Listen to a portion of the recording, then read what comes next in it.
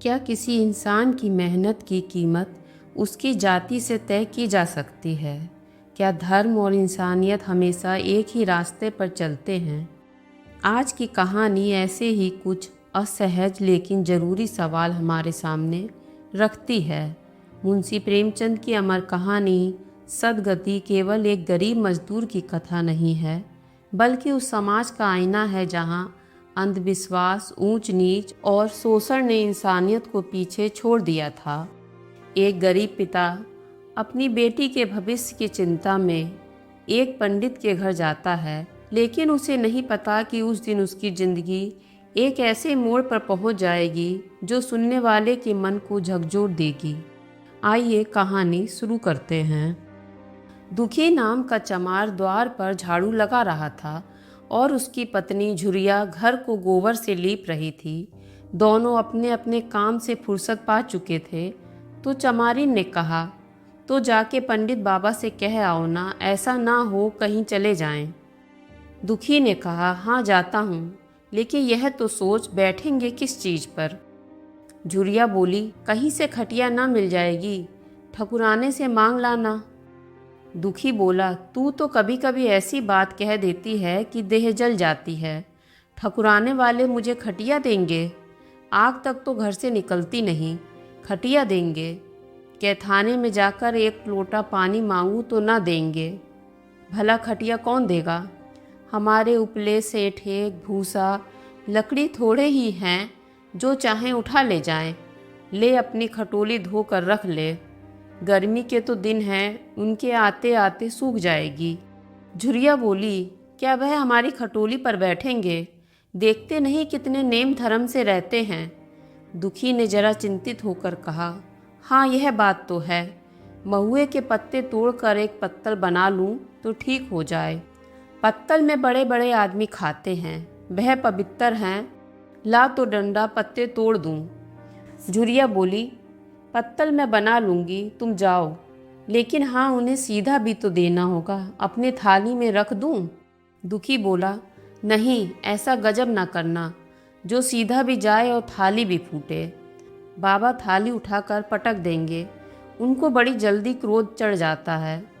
क्रोध में पंडिताइन तक को तो छोड़ते नहीं, लड़के को ऐसा पीटा कि आज तक टूटा हाथ लिए फिरता है। पत्तल में सीधा भी देना, हाँ, और तू उसे छू मत लेना। झुर्री बोली, गोंड की लड़की को लेकर साहा की दुकान से सब चीज़ें ले आना, सीधा भरपूर हो, सेर भर आटा, आधा सेर चावल, पाव भर दाल, आधा पाव घी, नून, हल्दी और पत्तल में एक किनारे 4 आने पैसे रख देना। गोंड की लड़की ना मिले तो बुर्जिन के हाथ पैर जोड़कर ले जाना। तू कुछ मत छूना, नहीं तो गजब हो जाएगा। इन बातों की ताकीद करके दुखी ने लकड़ी उठाई और घास का एक बड़ा सा गट्ठा लेकर पंडित जी से अर्ज करने चल दिया। खाली हाथ बाबा जी की सेवा में कैसे जाता? नजराने के लिए उसके पास घास के सिवाय और क्या था? उसे खाली देख कर तो बाबा दूर ही से दुत्कार देता। पंडित घासीराम ईश्वर के परम भक्त थे। नींद के खुलते ही ईश्वर की उपासना में लग जाते थे। मुंह हाथ धोते 8 बजते, तब असली पूजा शुरू होती, जिसका पहला भाग भंग की तैयारी थी। उसके बाद आधे घंटे तक चंदन रगड़ते, फिर आईने के सामने एक तिनके से माथे पर तिलक लगाते।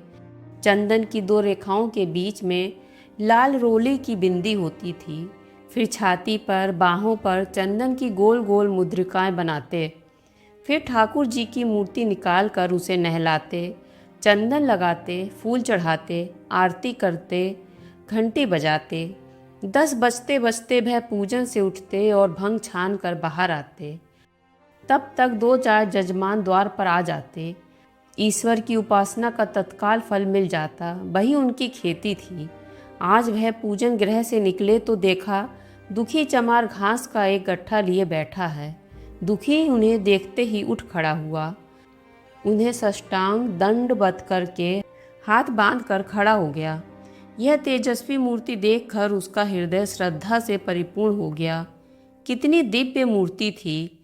छोटा सा गोल मटोल आदमी, चिकना सिर, फूले गाल, ब्रह्म तेज से प्रदीप्त आँखें, रोली और चंदन देवताओं की प्रतिमा प्रदान कर रहे थे।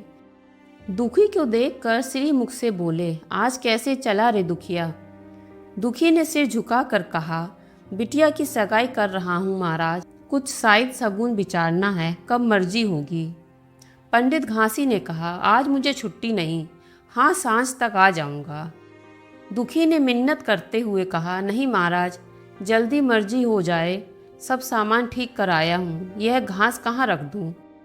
घासी महाराज ने कहा, इसे गाय के सामने डाल दे, जरा झाड़ू देकर द्वार तो साफ कर दे, यह बैठक भी कई दिनों से लीपी नहीं गई है, उसे भी गोबर से लीप दे, तब तक मैं भोजन कर लूँ, फिर जरा आराम करके चलूँगा। हाँ, यह लकड़ी भी चीर देना। खलिहान में 4 खांची भूसा पड़ा है, उसे भी उठा लाना और भूसौली में रख देना। दुखी फौरन हुक्म की तामील करने लगा। द्वार पर झाड़ू लगाई, बैठक को गोबर से लीपा, तब तक 12 बज गए। पंडित जी भोजन करने चले गए। दुखी ने सुबह से कुछ नहीं खाया था, उसे भी जोर की भूख लगी थी, पर वहाँ खाने को क्या धरा था। घर यहाँ से मील भर था, वहाँ खाने चला जाए तो पंडित जी बिगड़ जाएं। बेचारे ने भूख दबाई और लकड़ी फाड़ने लगा। लकड़ी की मोटी सी गांठ थी, जिस पर पहले कितने ही भक्तों ने अपना जोर आजमा लिया था। वह उसी दमखम के साथ लोहे से लोहा लेने के लिए तैयार थी। दुखी घास छीलकर बाजार ले जाता था। लकड़ी चीरने का उसे अभ्यास नहीं था। घास उसके खुरपे के सामने सिर झुका देती थी। यहाँ कस कस कर कुल्हाड़ी का भरपूर हाथ लगाता, पर उस गांठ पर निशान तक न पड़ता था। कुल्हाड़ी उचट गई। पसीने से तर था, हांफता था, थक कर बैठ जाता था, फिर उठता था। हाथ उठाए नहीं उठते थे, पाँव काँप रहे थे, कमर न सीधी होती थी, आंखों तले अंधेरा हो रहा था, सिर से चक्कर आ रहे थे, तितलियां उड़ रही थीं, फिर भी अपना काम किए जा रहा था। अगर एक चिलम तंबाकू पीने को मिल जाती तो शायद कुछ ताकत आ जाती। उसने सोचा, यहाँ चिलम और तंबाकू कहाँ मिलेगी, ब्राह्मणों का पूरा है। ब्राह्मण लोग हम नीच जातों की तरह तंबाकू थोड़े ही पीते हैं। सहसा उसे याद आया कि गांव में एक गोंड भी रहता है, उसके यहाँ जरूर चिलम तंबाकू होगी। तुरंत उसके घर की तरफ दौड़ा। खैर, मेहनत सफल हुई। उसने तंबाकू भी दी और चिलम भी दी, पर आग वहाँ नहीं थी। दुखी ने कहा, आग की चिंता ना करो भाई, मैं जाता हूँ, पंडित जी के घर से आग मांग लूँगा, वहाँ तो अभी रसोई बन रही थी। यह कहता हुआ वह दोनों चीज़ें लेकर चला आया और पंडित जी के घर में बरौठे के द्वार पर खड़ा होकर बोला, मालिक, आग मिल जाएगी तो चिलम पी लूँगा। पंडित जी भोजन कर रहे थे। पंडिताई ने पूछा, यह कौन आदमी आग मांग रहा है। पंडित बोले, अरे वही ससुरा दुखिया चमार है, कहा है थोड़ी सी लकड़ी चीर दे, आग तो है, दे दो। पंडिताई ने भवे चढ़ाकर कहा, तुम्हें तो जैसे पोती पत्रों की फेर में धर्म कर्म किसी बात की सुधि ही नहीं है। चमार हो, धोबी हो, पासी हो, मुंह उठाए घर में चला आए। हिंदू का घर ना हुआ कोई सराय हो गई, कह दो दाढ़ी जार से चला जाए, नहीं तो इस लुआटे से मुंह झुलसा दूंगी, आग मांगने चले हैं। पंडित ने उन्हें समझा कर कहा, भीतर आ गया तो क्या हुआ, तुम्हारी कोई चीज़ तो नहीं छुई, धरती पवित्र है, जरा सी आग दे क्यों नहीं देती, काम तो हमारा ही कर रहा है, कोई लोनिया यही लकड़ी फाड़ता तो कम से कम 4 आने देने होते। पंडिताइन ने गरज कर कहा, वह घर में आया क्यों। पंडित ने हार कर कहा, ससुरे का भाग था और क्या। पंडिताइन बोली, अच्छा इस वक्त तो आग दिए देती हूँ, लेकिन फिर जो इस तरह घर में आएगा तो उसका मुंह ही जला दूंगी। दुखी के कानों में इन बातों की भनक पड़ रही थी, पछता रहा था, नाहक आया। सच तो कहती है, पंडित के घर में चमार कैसे चला आए, बड़े पवित्र होते हैं यह लोग, तभी तो संसार पूजता है, तभी तो इतना मान है। भर चमार थोड़े ही हैं, इसी गांव में बूढ़ा हो गया, मगर मुझे इतनी अकल भी नहीं आई, इसीलिए जब पंडिताइन आग लेकर निकली तो वह मानो स्वर्ग का वरदान पा गया। दोनों हाथ जोड़कर जमीन पर माथा टेकता हुआ बोला, पंडिताइन माता, मुझसे बड़ी भूल हो गई, जो घर में चला आया, चमार की अक्ल ही तो ठहरी, इतने मूर्ख ना होते तो लात क्यों खाते। पंडिताइन चिमटे से पकड़ कर आग लाई थी। 5 हाथ की दूरी से घूंघट की आड़ से दुखी की तरफ आग फेंक दी। आग की बड़ी सी चिंगारी दुखी के सिर पर पड़ गई। जल्दी से पीछे हटकर सिर के झोंटे देने लगा। उसने मन में कहा, यह एक पवित्र ब्राह्मण के घर को अपवित्र करने का फल है। भगवान ने कितनी जल्दी फल दे दिया। इसी से तो संसार पंडितों से डरता है और सबके रुपए मारे जाते हैं। ब्राह्मण के रुपए भला कोई मार तो ले, घर का सत्यानाश हो जाए। पाँव गल गल गिरने लगे। बाहर आकर उसने चिलम पी और फिर कुल्हाड़ी लेकर जुट गया। खट खट की आवाज़ें आने लगी। उस पर आग पड़ गई तो पंडिताइन को उस पर दया आ गई। पंडित जी भोजन करके उठे तो बोली, इस चमरवा को भी कुछ खाने को दे दो, बेचारा कब से काम कर रहा है, भूखा होगा। पंडित ने इस प्रस्ताव को व्यवहारिक छेद से दूर समझकर पूछा, रोटियां हैं? पंडिताइन ने कहा, 2-4 बच जाएंगी। पंडित ने कहा, 2-4 रोटियों से क्या होगा, चमार है, कम से कम सेर भर तो खाएगा ही। पंडिताइन कानों पर हाथ रखकर बोली, अरे बाप रे, सेर भर? तो फिर रहने दो। पंडित ने अब शेर बनकर कहा, कुछ भूसी चोकर हो तो आटे में मिलाकर 2 ठो लिट्टा ठोंक दो, साले का पेट भर जाएगा। पतली रोटियों से इन नीचों का पेट नहीं भरता, इन्हें तो ज्वार का लिट्टा चाहिए। पंडिताइन ने कहा, अब जाने दो, धूप में कौन मरे। दुखी ने चिलम पीकर फिर कुल्हाड़ी संभाली। दम लेने से जरा हाथों में ताकत आ गई थी। कोई आधा घंटे तक फिर कुल्हाड़ी चलाता रहा, फिर बेदम होकर वहीं सिर पकड़ के बैठ गया। इतने में वही गौंड आ गया। बोला, क्यों जान देते हो बूढ़े दादा, तुम्हारे फाड़े यह गांठ ना फटेगी, नहाक हलकान होते हो। दुखी ने माथे का पसीना पोंछ कर कहा, अभी गाड़ी भर भूसा ढोना है भाई। गौंड ने पूछा, कुछ खाने को मिला कि काम ही कराना जानते हैं, जाके मांगते क्यों नहीं। दुखी बोला, कैसी बात करते हो चिखूरी, ब्राह्मण की रोटी हमको पचेगी। गौंड बोला, पचने को तो पच जाएगी, पहले मिले तो। मूँछों पर ताप देकर भोजन किया और आराम से सो गए। तुम्हें लकड़ी फाड़ने का हुक्म लगा दिया। जमींदार भी कुछ खाने को देता है, हाकिम भी बेगार लेता है तो थोड़ी बहुत मजूरी देता है। यह उनसे भी बढ़ गए, उस पर धर्मात्मा बनते हैं। दुखी बोला, धीरे धीरे बोलो भाई, कहीं सुन ले तो आफत आ जाए। यह कहकर दुखी फिर संभल पड़ा और कुल्हाड़ी की चोट मारने लगा। चिकूरी को उस पर दया आई, आकर कुल्हाड़ी उसके हाथ से छीन ली और कोई आधा घंटे खूब कस कस कर कुल्हाड़ी चलाई, पर गांठ में एक दरार भी नहीं पड़ी। तब उसने कुल्हाड़ी फेंक दी और यह कहकर चला गया, तुम्हारे फाड़े यह ना फटेगी, जान भले ही चली जाए। दुखी सोचने लगा, बाबा ने यह गांठ कहाँ रख छोड़ी थी कि फाड़े नहीं फटती, कहीं दरार तक तो नहीं पड़ती। मैं कब तक इसे चीरता रहूँगा, अभी घर पर 100 काम पड़े हैं। विवाह का घर है, एक ना एक चीज़ घटी ही रहती है, पर इन्हें इसकी क्या चिंता। चलूँ जब तक भूसा ही उठा लाऊं, कह दूंगा बाबा आज तो लकड़ी नहीं फटी, कल आकर फाड़ दूंगा। उसने झोवा उठाया और भूसा ढोने लगा। खलिहान यहाँ से 2 फरलांग से कम ना था। अगर झोवा खूब भर भर कर लाता तो काम जल्द खत्म हो जाता। फिर झोवे को उठाता कौन, अकेले भरा हुआ झोवा उससे उठ ना सकता था, इसीलिए थोड़ा थोड़ा लाता था। 4 बजे कहीं भूसा खत्म हुआ। पंडित जी की नींद भी खुली, मुंह हाथ धोया, पान खाया और बाहर निकले। देखा तो दुखी झोवा सिर पर रखे सो रहा है। जोर से बोले, अरे दुखिया, तू सो रहा है? लकड़ी तो अभी ज्यों की त्यों पड़ी है, इतनी देर तू करता क्या रहा? मुट्ठी भर भूसा ढोने से सांझ करा दी, उस पर सो रहा है। उठा ले कुल्हाड़ी और लकड़ी फाड़ डाल, तुझसे जरा सी लकड़ी नहीं फटती। फिर मुहूर्त भी वैसा ही निकलेगा, मुझे दोष मत देना।